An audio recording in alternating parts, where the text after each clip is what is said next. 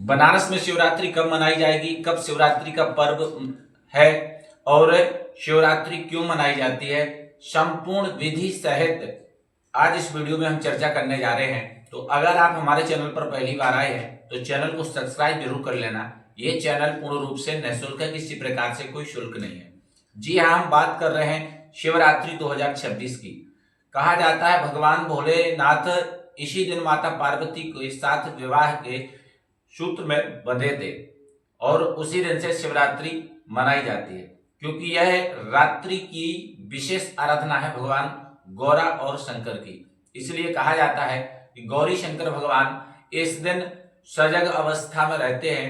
जो भी व्यक्ति जिस कामना से उनकी आराधना करता है उनकी आराधना पूर्ण होती है और शीघ्र ही उसका फल प्राप्त होता है। कब करनी चाहिए, कैसी करनी चाहिए, इन सभी चीजों को इस वीडियो में विस्तार से जानेंगे।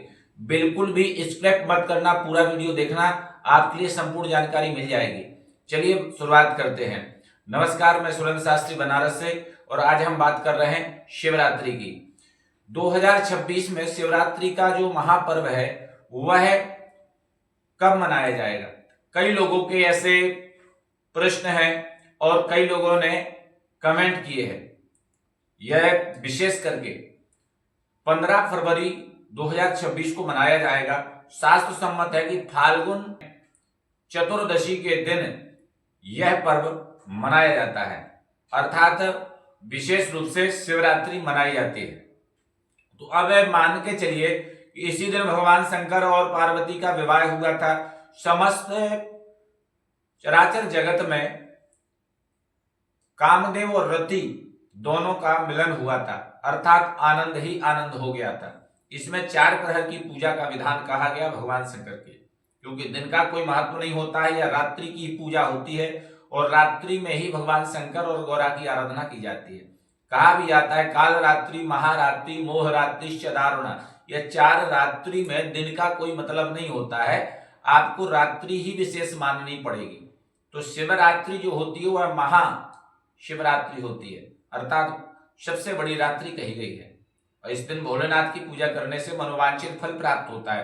अच्छा, जिन लोगों का विवाह नहीं हुआ है वो लोग अगर इस दिन व्रत करते हैं, आराधना करते हैं, तो शीघ्र ही विवाह का शुभ अवसर प्राप्त होता है और विशेष करके सुंदर और योग्य वर तथा कन्या एक दूसरे को प्राप्त हो जाती हैं। तो जरूर करना चाहिए। अच्छा, कब इस पर्व को किया जाना चाहिए और कितने समय का होता है, तो सबसे पहली बात हम करते हैं 4 पहर की। 4 पहर की जो आराधना होती है वो विशेष फल प्रदान करने वाली होती है। पहला पहर जो है 15 तारीख को शाम को 6:11 से लेकर के और 9:23 तक रहेगा। इस बीच में आपको पहले पहर की आराधना करनी पड़ेगी। दूसरे पहर की बात करें तो 15 फरवरी को ही 9:23 से लेकर के और रात्रि 12:36 तक यह पर्व रहेगा। तीसरा पर्व 12:36 से लेकर के और 3:47 एम रात्रि तक रहेगा। 3:47 से लेकर के और 6:59 तक चौथा पहर रहेगा। इन 4 पहर में विशेष करके भगवान भोलेनाथ का रुद्राभिषेक, अर्चन एवं महामंत्र का अनुष्ठान किया जाता है। जैसे आप महामृत्युंजय मंत्र का अनुष्ठान कर सकते हैं, रुद्राभिषेक का अनुष्ठान कर सकते हैं, भगवान शंकर पर बेलपत्री अर्पण कर सकते हैं। इस प्रकार से अपनी सामर्थ्य के अनुसार आराधना कर सकते हैं। अगर आप कुछ भी नहीं कर पाते हैं, भगवान शंकर पर मात्र जल चढ़ाने से आपको विशेष लाभ प्राप्त होगा। तो विशेष करके इस पर्व को जरूर करना। और जिनकी कुंडली में विशेष करके मार्केश चल रहा है या कालसर्प योग दोष है, उनके लिए यह अवसर बहुत ही विशेष माना गया है, क्योंकि इस समय अगर की हुई आराधना विशेष शुभ फल प्रदान करने वाली होती है। जब मूलतः जैसे देखा जाए कि सामान्यतः लोग जो है रुद्राभिषेक करते हैं शिवरात्रि पर, तो कोई गंगा जल से कर लेता है, कोई दूध और गंगा जल से करता है, परंतु अभिषेक की अलग अलग व्यवस्थाएं कहीं नहीं है। जैसे आपके लिए अगर आर्थिक स्थिति से किसी प्रकार की परेशानी हो रही है तो आप गन्ने के रस से भगवान भोलेनाथ का रुद्राभिषेक करेंगे तो आपके लिए बेहद ही लाभ होगा, अर्थात आर्थिक स्थिति आपकी सही होगी। वहीं अगर रोग की बात करें तो रोग में गुरुच की लकड़ी रस से रुद्राभिषेक करने से विशेष फल प्राप्त होता है। शहद से अगर अभिषेक करते हैं तो आयु, आरोग्य और ऐश्वर्य तीनों को प्राप्त कराती है। वहीं अगर हम दूध से करते हैं तो भगवान शंकर की अभिष्ट फल प्राप्त की कृपा भी हमको प्राप्त हो जाती है। गंगा जल से अभिषेक करने से मोक्ष प्राप्त होता है।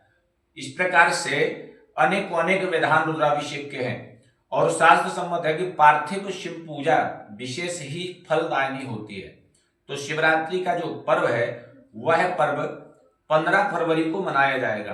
तो विशेष करके अपने राशि के अनुसार ही इस पर्व का शुभ लाभ लें, जिससे आपको विशेष करके लाभ प्राप्त हो सके। और अधिक जानकारी के लिए इस चैनल को सब्सक्राइब करके रखना, क्योंकि यह चैनल पूर्ण रूप से निःशुल्क है, किसी प्रकार से कोई शुल्क नहीं है। और इस चैनल पर नित्य प्रति कुछ ऐसी चीजें आपको प्राप्त होंगी जानकारी के रूप में, जो आप लोग कमेंट करते हैं उसी के अनुसार इस चैनल पर वीडियो आते हैं। कमेंट जरूर करना, आपका जो भी प्रश्न हो, कौन सी राशि आपकी है जरूर कमेंट करना। जय माता दी, जय काशी विश्वनाथ।